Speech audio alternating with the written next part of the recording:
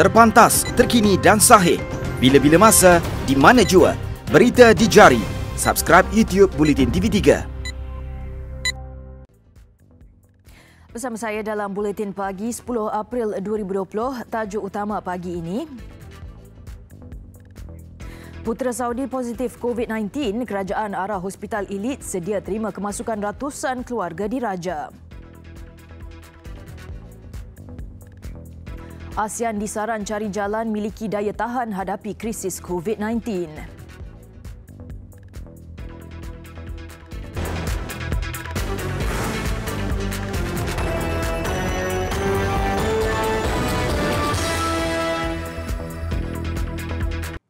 .40 hingga 50% pesakit COVID-19 yang ditempatkan di unit rawatan rapi ICU pulih sepenuhnya. Ketua Pengarah Kesihatan Datuk Dr. Nur Hisham Abdullah berkata, kejayaan itu berikutan kaedah rawatan semasa serta bersandarkan latar belakang pesakit.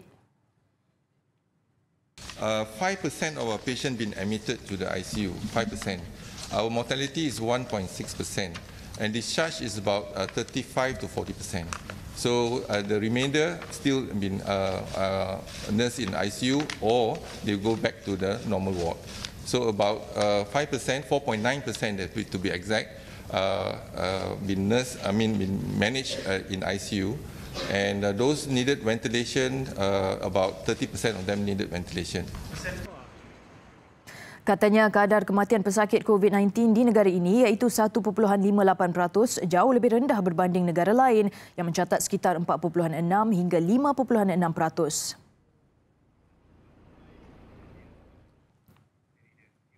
Dalam pada itu, pesakit COVID-19 yang mendapat perawatan menggunakan 4 ubat menerusi ujian solidariti akan dipantau bagi mengesan sebarang kemungkinan kesan sampingan. Jelas Datuk Dr. Nur Hisham, ubat anti-malaria hydroxychloroquine diakui mempunyai beberapa kesan sampingan seperti sakit kepala, kabur penglihatan, otot menjadi lemah dan cerit-berit. Jadi bila dikata off-label usage, iaitu kalau kita nak gunakan satu-satu obat, kita kena lihat keberkesanan obat tu dan juga kita kena lihat kesan samping obat tu. Obat hydroxychloroquine ada kesan samping dia, contohnya sakit kepala, kabur penglihatan dan juga kadang-kadang otot-ototnya jadi lemah dan dia juga ada side effect GI symptoms, diarrhea dan sebagainya. Katanya sebarang penggunaan ubat tanpa kelulusan perlu dipantau bagi menangani kesan sampingan yang berupaya mengundang risiko kesihatan pesakit.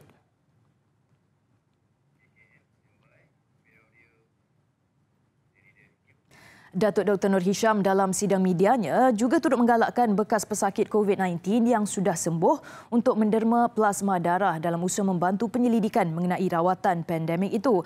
Bagaimanapun, penderma perlu melalui beberapa proses saringan termasuk saringan COVID-19, penyakit berjangkit serta diberi kaunseling sebelum dirujuk ke pusat darah negara. Darah ada 2 komponen, darah merah dengan plasma.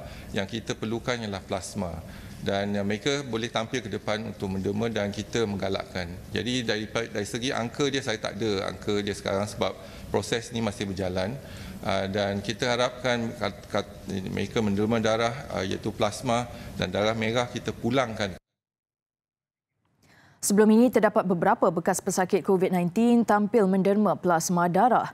Plasma merupakan cecair kuning dalam darah yang mengandungi antibodi dan akan diproses sebelum diberikan kepada pesakit COVID-19 yang lain.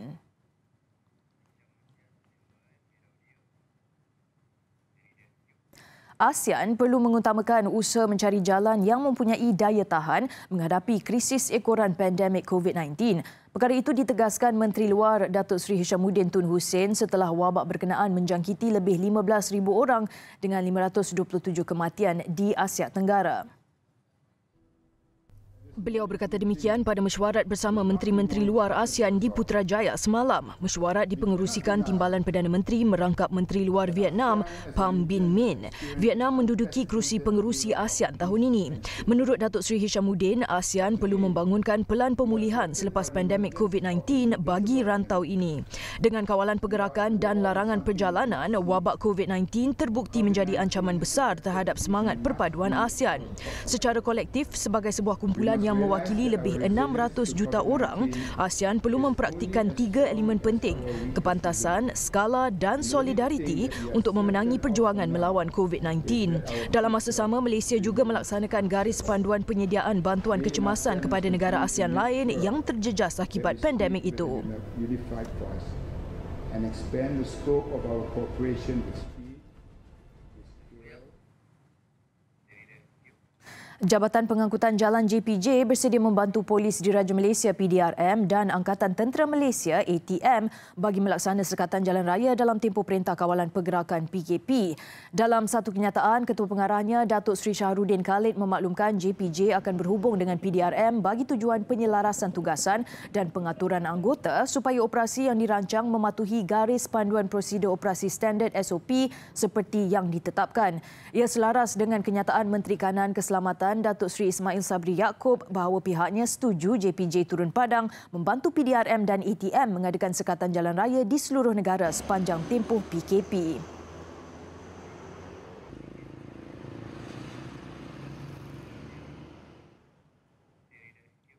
Jawatan Kuasa Antarabangsa Palang Merah ICRC mengalu-alukan tindakan pihak berkuasa Malaysia memberikan maklum balas berhubung kebimbangan hukuman penjara bagi mereka yang melanggar Perintah Kawalan Pergerakan PKP.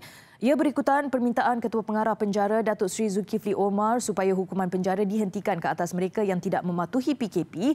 Ukuran bimbang seseorang individu terbabit mungkin membawa dan menyebarkan wabak berkenaan di dalam penjara. Dalam satu kenyataan, delegasi serantau ICRC memaklumkan ia adalah penyelesaian yang baik dan sejajar dengan pendirian Global ICRC mengenai isu kesesakan di pusat tahanan dan risiko tambahan jangkitan kepada tahanan. Polis mengeluarkan kompaun RM1,000 di bawah Akta Pencegahan dan Pengawalan Penyakit Berjangkit terhadap mereka yang mengingkari PKP mulai kemarin. ICRC juga memaklumkan pihaknya mendermakan penutup hidung dan mulut, sabun dan pencuci tangan untuk kaki tangan serta tahanan di semua penjara dan pusat tahanan imigresen serta pusat tahanan sementara di seluruh negara.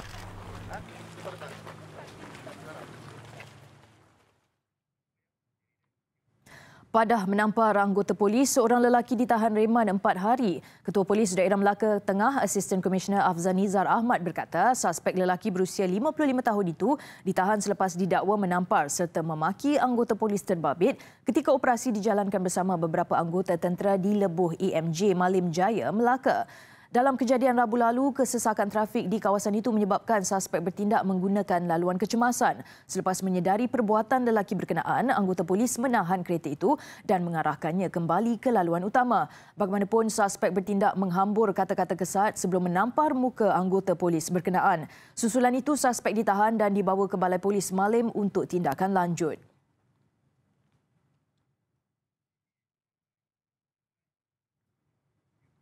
Lembaga Hasil Dalam Negeri LHDN mendedahkan beberapa ahli parlimen dan kenamaan masih tersenarai sebagai penerima bantuan prihatin nasional BPN kerana kelulusan dibuat secara automatik berdasarkan data taksiran pendapatan individu itu pada tahun 2018.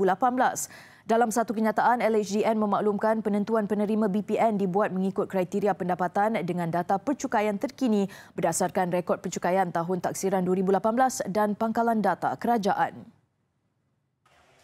LHDN menyambut baik tindakan secara sukarela ahli parlimen yang memulangkan bayaran BPN itu. Mereka boleh berbuat demikian dengan mengemukakan surat penolakan dengan menyatakan nama penuh dan nombor MyCard.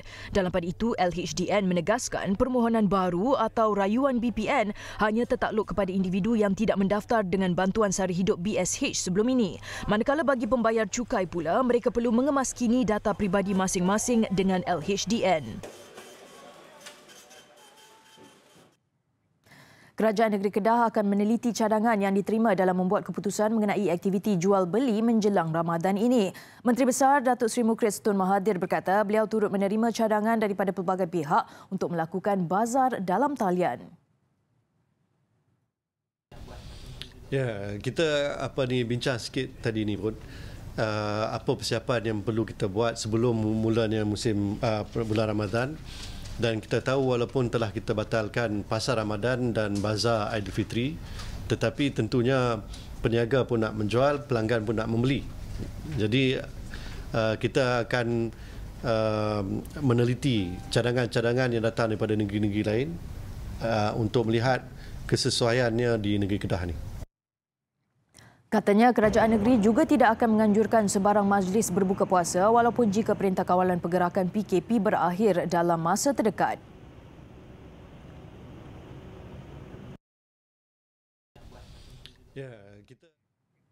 Dalam perkembangan lain, solat tarawih berjemaah di masjid dan surau mungkin tidak diadakan di seluruh negeri Kedah. Mufti Kedah, Datuk Fazil Awang berkata keputusan mengenainya akan dibuat Kementerian Kesihatan selaras dengan akta yang dikuatkuasakan bagi mengekang penularan COVID-19. Walaupun sebenarnya akan dirujuk kepada KKM dalam permintaan daripada suara yang adakan juga sedikit walaupun bilangannya di masjid solat tarawih akan dirujuk kepada KKM terlebih dahulu, dan saya percaya bahawa saja pada tahun ini solat tarawih di masjid-masjid dan termasuk surau tidak akan diadakan. Dan kerana itu juga diperbincang, kalau solat Jumaat yang lebih tinggi, yang lebih wajib tuntutan dia pun maknanya tidak dibenarkan, apatah lagi yang sunat-sunat seperti ini. Kedah sebelum ini berpandangan solat berjemaah diadakan dalam kuantiti yang terkawal, namun ia belum dimuktamadkan.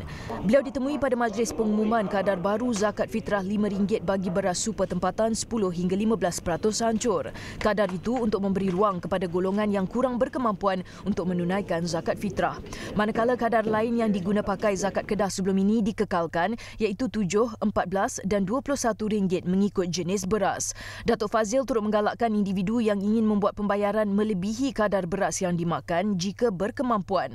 Pembayaran boleh dilakukan menerusi medium dalam talian www.zakatkedah.com.my atau www.asnafcare.com.my atau aplikasi Zakat on Touch. Di Pulau Pinang, umat Islam negeri itu digalak menggunakan platform digital bagi pembayaran zakat fitrah tahun ini jika Perintah Kawalan Pergerakan PKP dilanjutkan pada bulan Ramadan. Yang di-Pertua Majlis Agama Islam Negeri Pulau Pinang, Datuk Ahmad Zakiyuddin Abdul Rahman berkata, langkah itu selari dengan kempen penjarakan sosial dalam usaha membendung wabak COVID-19. Terdahulu, Datuk Ahmad Zakiyuddin mengumumkan 2 kadar zakat fitrah bagi Pulau Pinang iaitu RM7 dan RM16 seorang.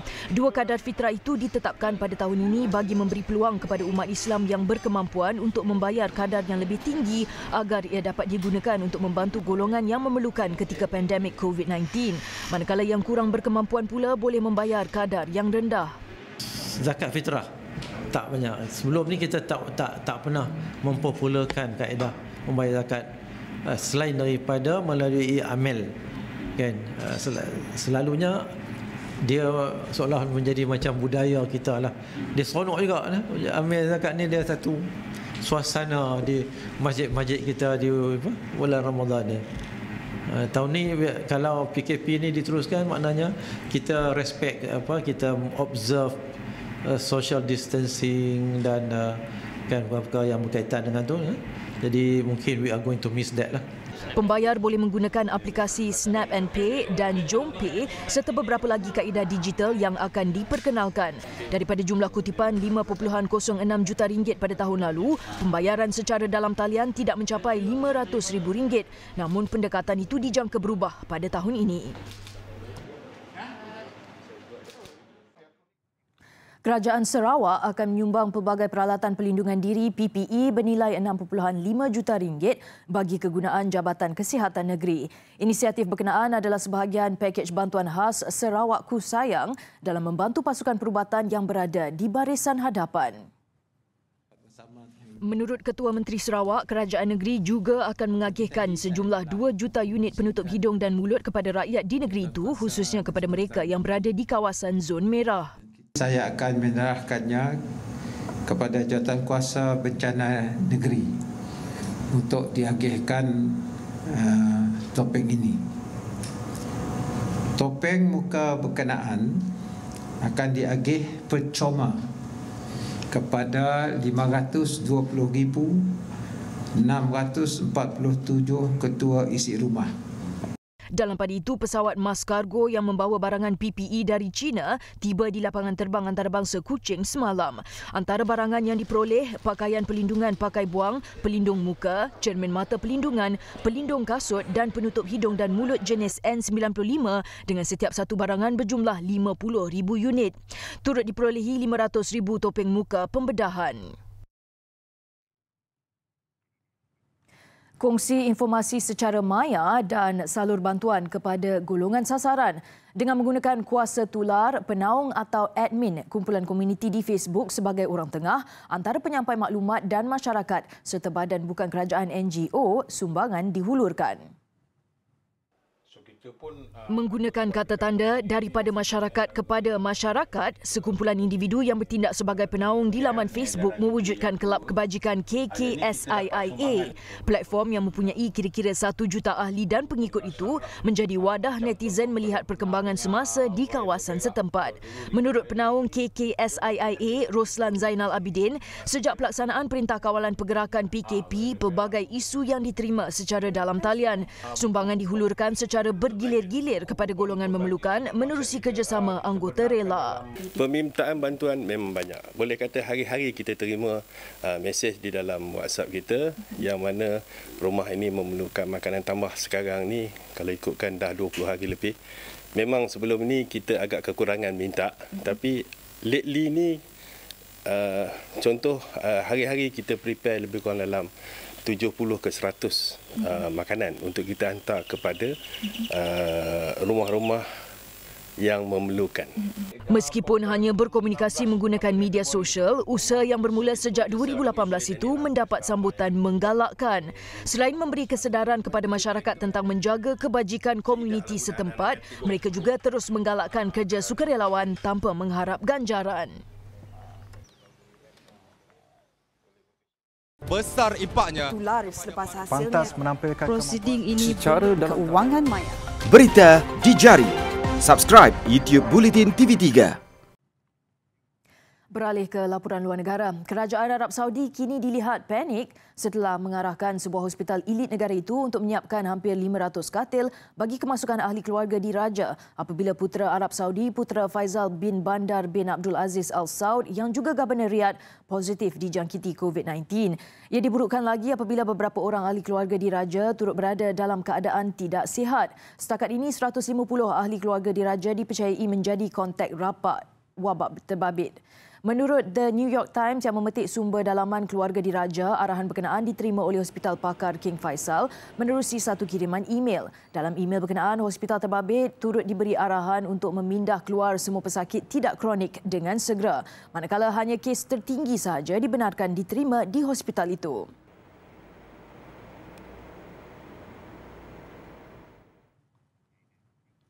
Indonesia merekodkan sebanyak 40 kematian dalam tempoh 24 jam akibat COVID-19, jumlah tertinggi setakat ini sejak kematian pertama pada 11 Mac lalu. Jumlah kematian akibat virus itu kini meningkat kepada 280 orang. Jurucakap Pemerintah Indonesia berkenaan COVID-19, Ahmad Yuryanto berkata, bagi tempoh 12 hari semalam sehingga 12 hari ini, sebanyak 327 lagi kes baru direkodkan, menjadikan jumlah positif wabak itu kini sebanyak 3,293 kes. Jakarta mencatatkan kematian tertinggi iaitu 142 kes, diikuti Jawa Barat 40, Jawa Tengah 22, Banten 20 dan selebihnya di wilayah-wilayah lain di Indonesia. Dalam pada itu, penularan wabak berkenaan mengakibatkan lebih 1.2 juta rakyat Indonesia hilang pekerjaan susulan impak ekonomi. Menteri Tenaga Kerja Ida Fauziah dalam kenyataannya menjelaskan statistik berkenaan adalah berdasarkan kemas kini oleh kementeriannya selepas 39,377 syarikat terpaksa memberhentikan pekerja akibat kerugian.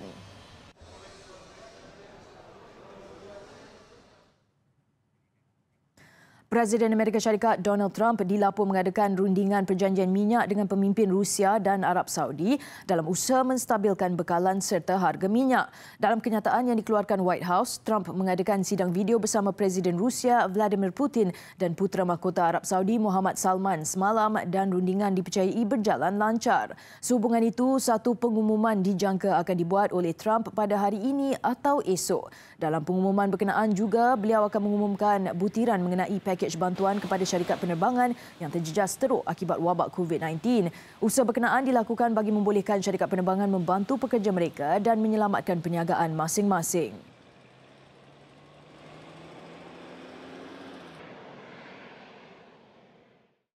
Besar impaknya. Tular selepas hasilnya. Pantas menampilkan prosiding ini secara dalam keuangan maya.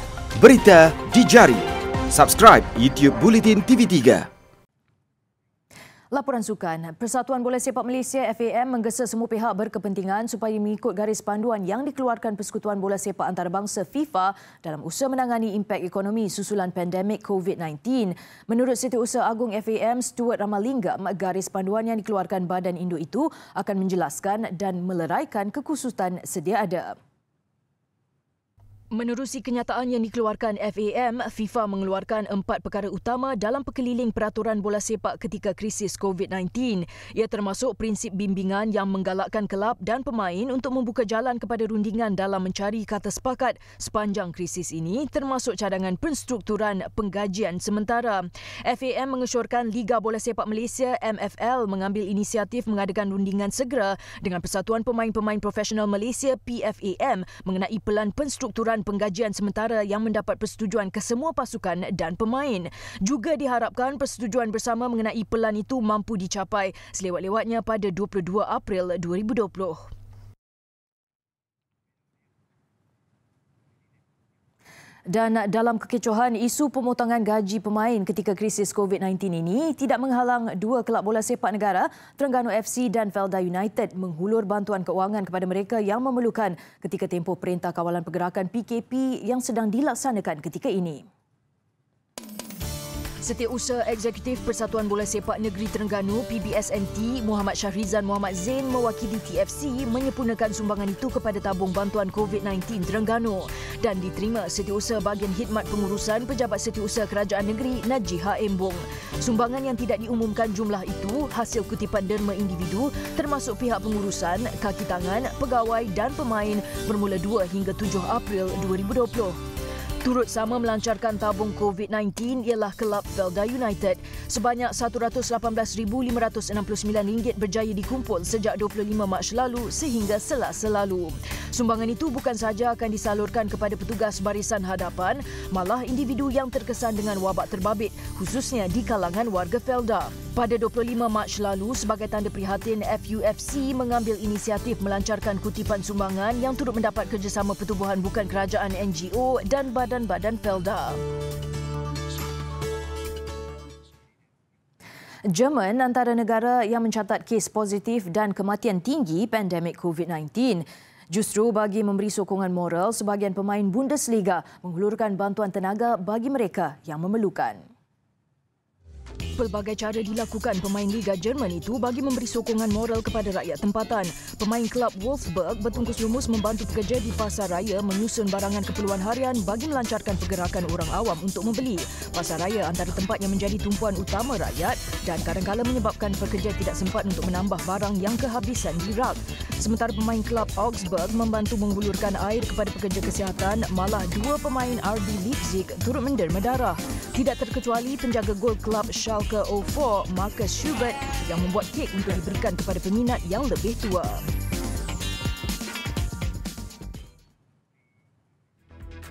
Dengan itu, sekian paparan Buletin Pagi. Sekiranya anda mempunyai sebarang aduan atau masalah yang ingin disuarakan di sepanjang tempoh PKP dan penularan wabak COVID-19 ini, email kami ke news@tv3.com.my. Teruskan bersama kami, saya Azhar Tagaya. Assalamualaikum dan salam hormat.